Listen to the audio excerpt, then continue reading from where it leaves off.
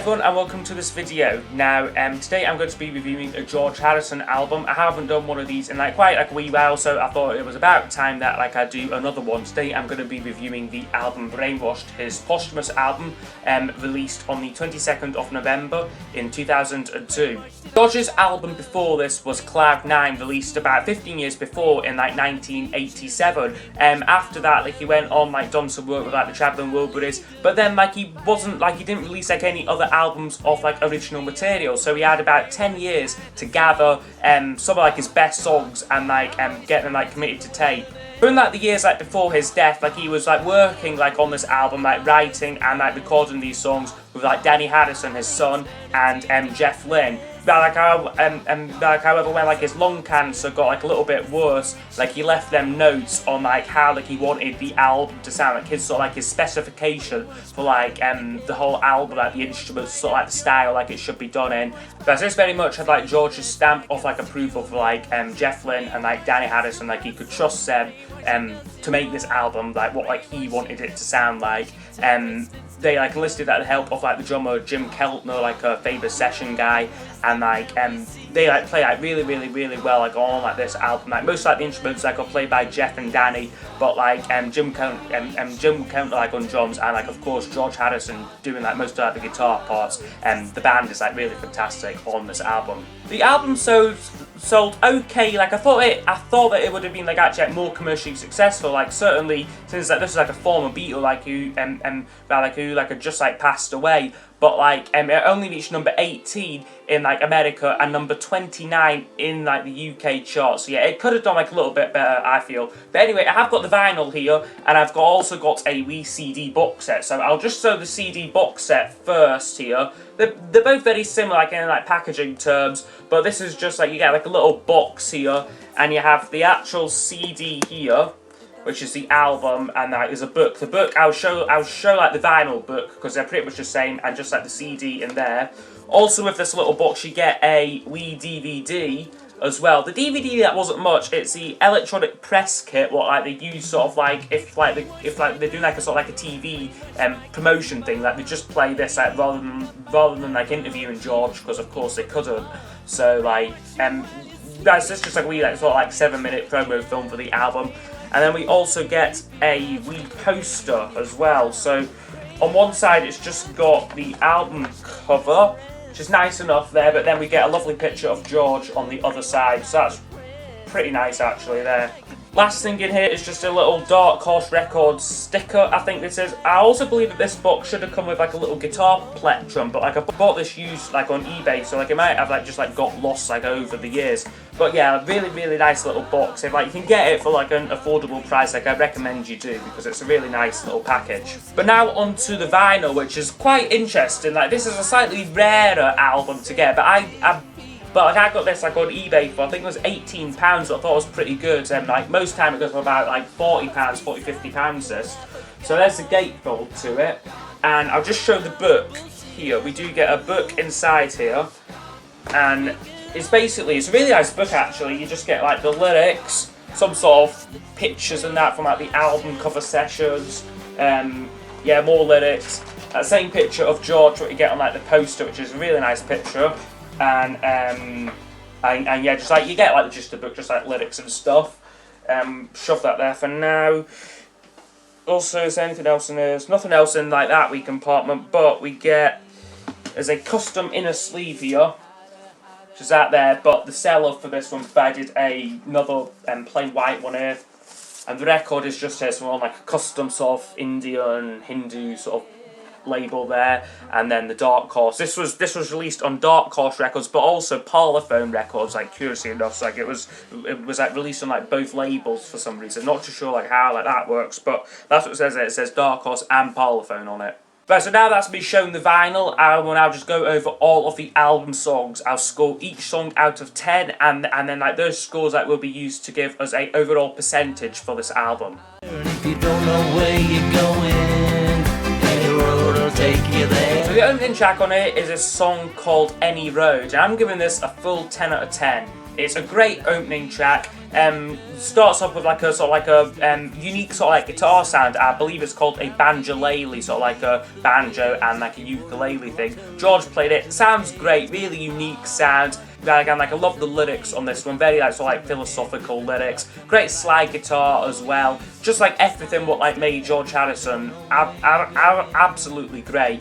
This song was like supposedly written during like the promotion of his last album Cloud 9. I think it was on the set of like the video to This Is Love.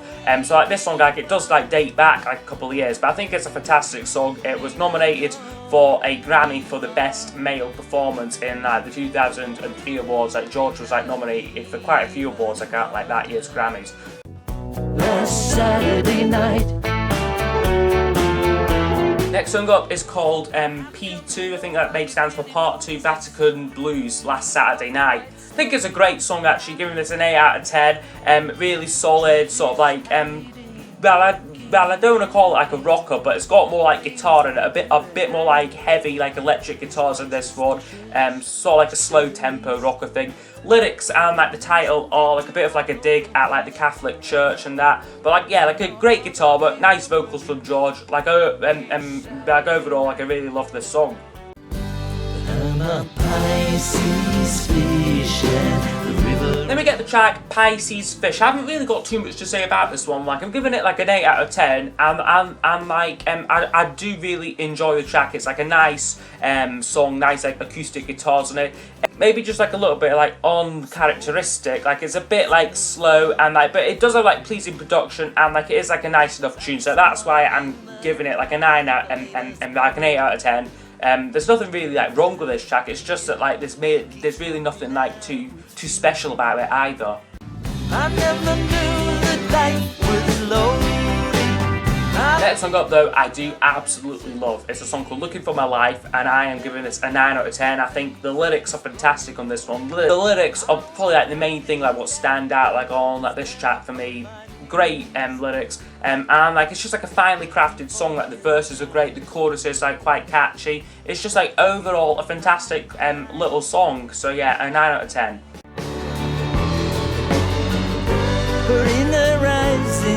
Next track up is called Rising Sun. Now like I first heard this song on this album here, George Harrison Let It Roll compilation, and like I didn't really care for it like at like the time, and I'm still sort of like on like the fence with this song.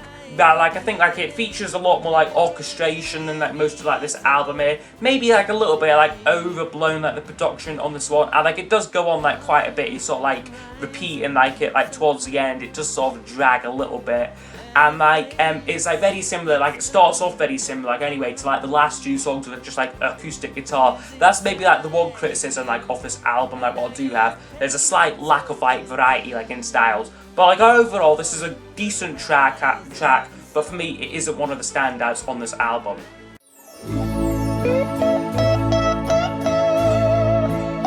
And closing side one with a song Marwa Blues, and I'm giving this a 6 out of 10. Now like this is probably going to be like the contentious song like in this video.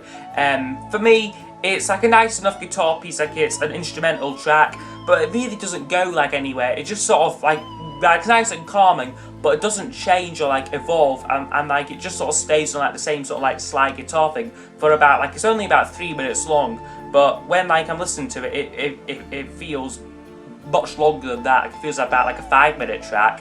However, this song did win a Grammy award for like the best like instrumental song like in 2003, and like also like I read that like Paul McCartney thinks like highly like of this song as well. So like what do I know about this? But yeah, for me it is like a little bit boring.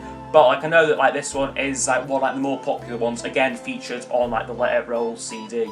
Talking to myself. Now we're moving on to side 2. Opens up with the song Stuck Inside a Cloud, and I'm giving this a 10 out of 10. fantastic song, and like it's also Danny Harrison's favourite, because George Harrison like always placed his favourite song on like any of his albums as track number 7. Of course, this is track 7 on this album, and like yeah, like Danny Harrison's favourite and probably my favourite like on this album as well. Got a great chorus, great vocals, and like fantastic lyrics as well. This was the first single released from the album, and it reached number 27 in the American charts. So yeah, a fantastic track, easily one of like the best songs from this album, and like one of like George Harrison's best songs like in like his solo career. It's just a brilliant track. You know that you can't get away.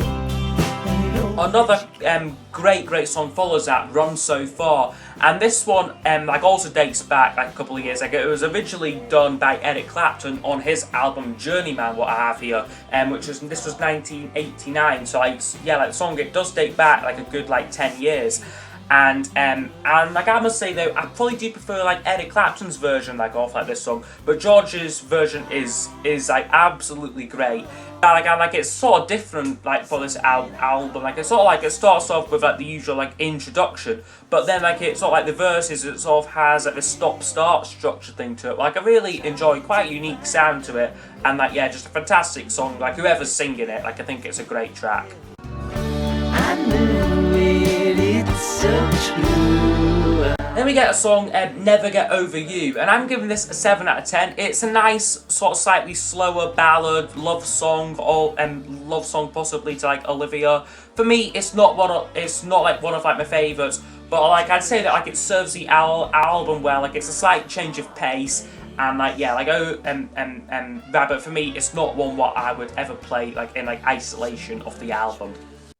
I don't want you, but I hate. Track 4 on side 2 now is called Between the Devil and the Deep Blue Sea. This one I'm giving a 8 out of 10 to. This is a cover song, a old standard from like the 1930s. This song dates back to. Recording of this one features Jules Holland on piano and Joe Brown like on guitar.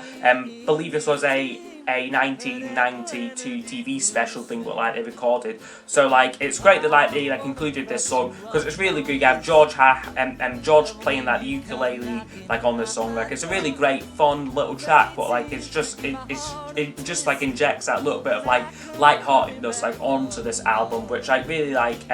It sort of like shows like the different sides of like George Harrison. Like yeah, like on one hand like he can be very like philosophical and like serious, but like on other he can be doing like these slightly more like I could don't say jokey songs, but he can like be playing that ukulele and like enjoying like himself basically. So yeah, really great like inclusion on this album. If you want me one more. Next song though for me is definitely the weakest on the album. It's a song called Rocking Chair in Hawaii, and it is the only one on the album what like I would sort of say what I dislike. He's sort of like he's trying to do like a bluesy sort of vocal performance like on like this song, and like the lyrics are quite bluesy, but like it's quite a soft and like quiet backing track, and like the two sort of things like they don't really like work together for me. If like this track maybe had like slightly heavier bluesy like arrangement, more like electric guitars in it and like more drums in it, then like I would probably enjoy like this track more. Like it'd be interesting to see like what it like actually sounds like. But for me, it's just like he's like it's just something about it. Like I think it's probably like the vocal performance. Like I don't think like really fits like with like the actual music accompaniment. But yeah, like overall, it's like okay, I guess, for this track.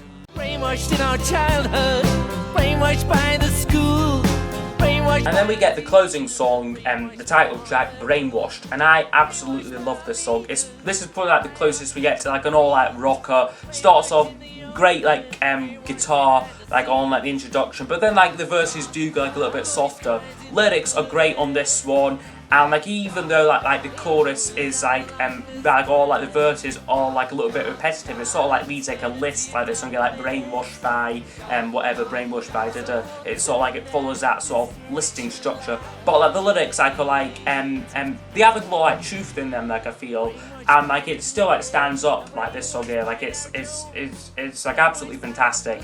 And like choruses maybe like a little bit preachy, like he's sort of like it's saying God, God, God, I forgot what like the lyrics are now. God, God, God, won't you lead us through this mess? So like he's sort of like showing like his spirituality like on like this song. But I don't think that like that's like a bad thing like on like this album. Like it is just like pure George's song. And like it's a very touching end to this track as well. It features like a Indian prayer read by like both George and like his son like in unison. Fantastic way to like end the album, really touching, and like and like yeah, like it's definitely like a fitting end to like his final album. So overall, it would be a score of 82% for this album. I think this is absolutely fantastic, easily one of George's best albums. Certainly for me would be in like my top 5, maybe even my top 3. I think the songs are like fantastic melodically. Most of them have like great lyrics too, and I think George's singing or like on it is like also like fantastic. Certainly much better than like the mid 70s. Also have to give like a big shout out as well to Jeff Lynne's production on here. It's very different sort of sounding production like for Jeff Lynne. Like it's like well like it's quite a different sound to like it's sort of like his Wilburys, Cloud 9, Full Moon Fever sort of sound. It's like much more like subdued and like in like the background. I think he said that like in like the wee DVD documentary, like what you get this like a cradle for like the voice to sit in. That's sort of like well that's like a good description of it.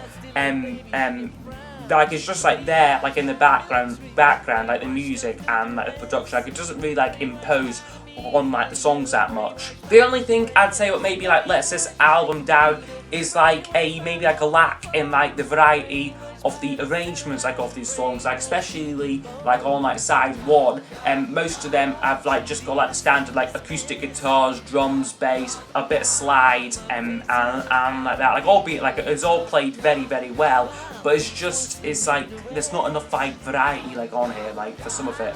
But I'm like not gonna let that like detract like from this album too much because it is still great. These last songs from George are like some of like the best like he ever wrote. I can certainly like this does stand up with like among like his very very best albums for me and like many fans as well. So I hope you have enjoyed this review. I'd be interested to know what you think of this album in like the comments below. Also if you have like any requests for album reviews as well, please leave them in the comments. And I will see you all next time for like another review, maybe a top 10 list or like some other video anyway. So yeah, I'll see you next time. Goodbye.